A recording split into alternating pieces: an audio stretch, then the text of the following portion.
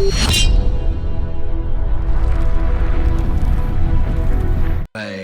ओंकार हूं, जन जन को कष्ट पहुंचाने वाले दुष्टों का अस्तित्व में अधिक समय तक सहन नहीं। ऐसे ही समय में जब देवराज इंद्र, देवगण और नारद कैलाश पर आते हैं तो शिव से विवाह के विलंब का कारण पूछते हैं। शिव बताते हैं कि वे तो हिमालय भवन गए थे, किंतु हिमालय राज ने पार्वती को देना अस्वीकार कर दिया। जब नारद हिमालय भवन जाकर स्थिति स्पष्ट करते हैं तो मैना और हिमालय राज आश्चर्यचकित रह जाते हैं। हिमालय राज पार्वती का विवाह शिव से करने की घोषणा करते हैं, जिसे असुर सेनापति छुपकर सुनता है और तारकासुर को जा सुनाता है। वो असुरों को हिमालय राज्य में उपद्रव मचा देने की आज्ञा देता है। राक्षसों के अत्याचार से त्रस्त ऋषिगण भगवान शिव से रक्षा की गुहार करते हैं। एक परोपकारी जीव के नाते मेरा आप दोनों से यही अनुरोध है कि अपनी सुकोमल कन्या को ऐसे कठोर वर के हाथों सौंपकर उसका जीवन नष्ट न करें। ब्राह्मण देवता, मुझे जो आपसे कहना था मैंने कह दिया। अब तो केवल भगवान विष्णु से प्रार्थना करूंगा कि हे त्रिलोकीनाथ, पार्वती की रक्षा करना। श्री विष्णु देवाय नमः। श्री विष्णु देवाय नमः। श्री विष्णु देवाय नमः। देखा, सुन लिया आपने, सुन लिया आपने। उन्होंने क्या कहा? मेरी बात पर तो आपको विश्वास नहीं था ना? अब वैष्णवी ब्राह्मण की बात को भी सुन लिया ना आपने? शिव के बारे में जो कुछ कहा गया है अक्षरशः सत्य है। अब मैंने भी प्रण कर लिया है कि अपनी पुत्री पार्वती का विवाह उस गुरु जटाधारी शिव के साथ कदापि नहीं करूंगी। रानी, भगवान शिव के लिए ऐसे विचार। बस कीजिए महाराज, बस कीजिए। अगर आपने मेरी बात नहीं मानी और अपना हट नहीं छोड़ा ना, तो मैं अपने प्राण त्याग दूंगी और साथ ही अपनी पुत्री पार्वती के प्राण भी हर लूंगी। मगर मैं अपनी पुत्री का विवाह शिव के साथ कदापि नहीं करूंगी। रानी, कदापि नहीं करूंगी। पिताश्री, माते इतनी रुष्ट क्यों है? पिताश्री, माते।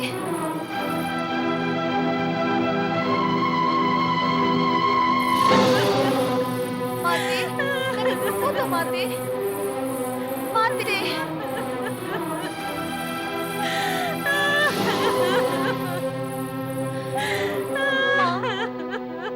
माँ, इस प्रकार विलाप करने से मन और अधिक पीड़ित होगा। माँ, दुखी मत हो। मैं तेरा ये विवाह कदापि नहीं होने दूंगी। माँ, तुम ही तो कहा करती हो कि जीवन, मरण, विवाह सभी पूर्व निश्चित हैं। मेरे भाग्य में जो लिखा है वही होगा। तेरा भाग्य मैं लिखूंगी, मैं लिखूंगी, मैं लिखूंगी। भाग्य का लिखना प्राणी के वश में कहाँ है माँ? ये अधिकार तो विधाता ने अपने लिए सुरक्षित रखा है। मेरे भाग्य का लेख भी लिखा जा चुका है माँ। नहीं माँ, ना तो वो छल था न कपट, वो तो मात्र शिव लीला थी। शिव लीला? हाँ माँ, वैष्णव ब्राह्मण बनकर शिव निंदा करने वाले स्वयं शिव जी ही थे। नहीं पार्वती, नहीं।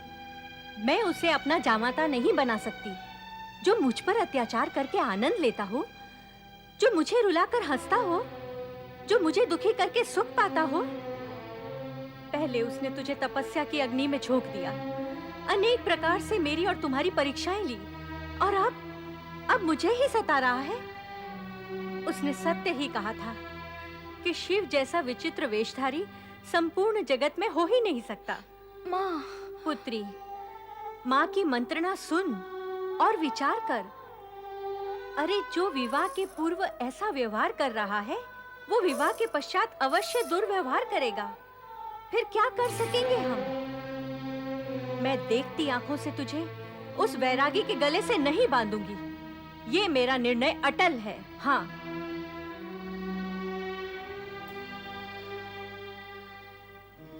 उदास ना हो मेरी बच्ची। मैं तेरा विवाह राजमहल में रहने वाले राजकुमार से करूंगी, जो सुंदर और सलोना होगा और तुझे हमेशा सुखी रख सकेगा। माँ, तुमने ये कैसे मान लिया कि मैं राजमहल में सुंदर सलोने राजकुमार के साथ सुखी रहूंगी? राजमहल या राजकुमार सुख के भंडार तो नहीं होते। सच्चा सुख तो पति से मन मिलने से प्राप्त होता है। माँ, ये तो क्या कह रही है? वही जो सत्य है। पति से मन न मिले तो राजकुमार और राजमहल दोनों धूल के समान हैं। पर जहाँ मन का मिलाप हो, वहाँ न सुख वैभव की आवश्यकता है न सुविधाओं की। वहाँ तो टूटी फूटी कुटिया में भी स्वर्ग का सुख प्राप्त हो जाता है। सुख संपदा हो और पति से मन एकाकार न हो तो स्त्री कभी सुखी नहीं रह सकती। पुत्री पार्वती? हाँ माँ, मेरा ज्ञान तुमसे कम है, किंतु सत्य यही है। मुझे सुख नहीं, संतोष चाहिए। भोलेनाथ शिव का नाम भी आशुतोष है, जो कम प्राप्ति से शीघ्र संतुष्ट हो जाते हैं। हम दोनों के गुण और प्रकृति में समानता है माँ। मैं वहाँ। पार्वती पुत्री, तेरी बात मन को तो भाती है, पर बुद्धि को नहीं भाती। आदर्श की बड़ी बातें और व्यवहार में कभी मेल नहीं हो सकता। कभी मेल नहीं हो सकता पुत्री, कभी मेल नहीं हो सकता। मैना रानी आदर्श और व्यवहार की द्विविधा के कारण सत्य को स्वीकार नहीं कर पाए, किंतु विधाता के लिखे हुए विक्षेत्र त्याग कर कैलाश पर प्रकट हुए। किंतु अब तक उनके व्यवहार में एक परिवर्तन आ चुका था। वे यदा कदा अदृश्य होकर अन्यत्र चले जाते थे। उनका यही अद्भुत व्यवहार नंदी के लिए चिंता का कारण बन गया था। अब तो नित्य का सत्य हो गया है।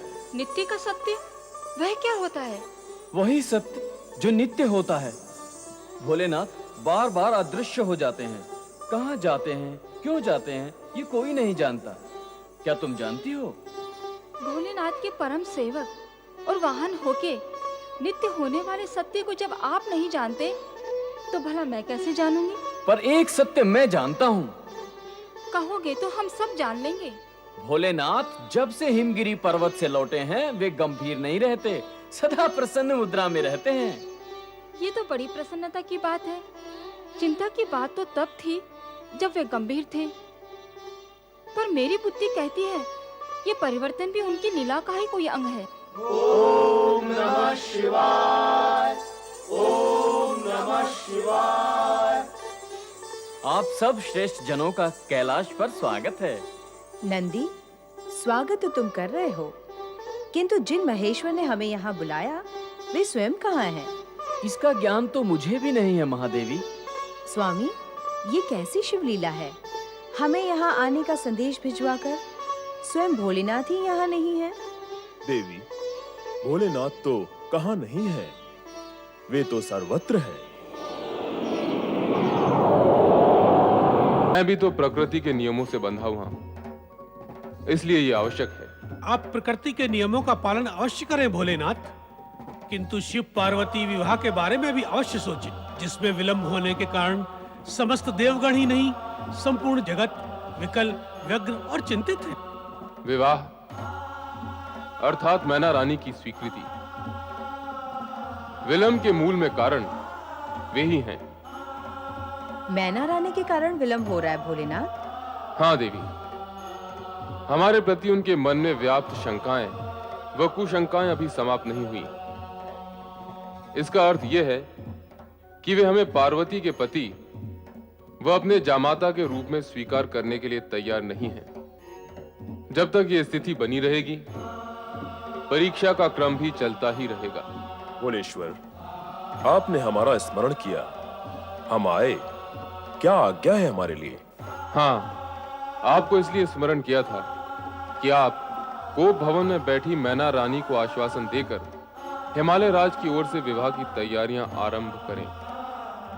प्रभु, ये भी आपकी कोई लीला अथवा परीक्षा है? देवी, जगत कल्याण के मार्ग पर तो बढ़ना ही होगा। पर आपका ये कल्याण मार्ग लीला की पहाड़ियों और परीक्षाओं की झाड़ियों के मध्य होकर जाता है। बुद्धिमानों द्वारा कहा और समझा गया सत्य भी यही है। कारण कि विनाश का मार्ग विलास की फुलवारी और सुविधा की पगडंडी के मध्य होकर जाता है। वहां न लीला की आवश्यकता है, न परीक्षा की। आपके द्वारा कहे गए सत्य को कौन अस्वीकार कर सकता है भोलेनाथ? पर हमारा इस प्रकार मैना रानी के पास जाना, उन्हें आश्वासन देना तथा हिमालय राज से विवाह की तैयारियां करने के लिए कहने से उन्हें सत्य का ज्ञान हो सकता है भोलेनाथ। यही तो हम चाहते हैं कि उन्हें सत्यता का ज्ञान हो जाए। आपकी लीला आप ही जाने प्रभु। अब हमें आज्ञा दीजिए प्रभु, हम हिमालय भवन की ओर प्रस्थान करेंगे। ओम नमः शिवाय।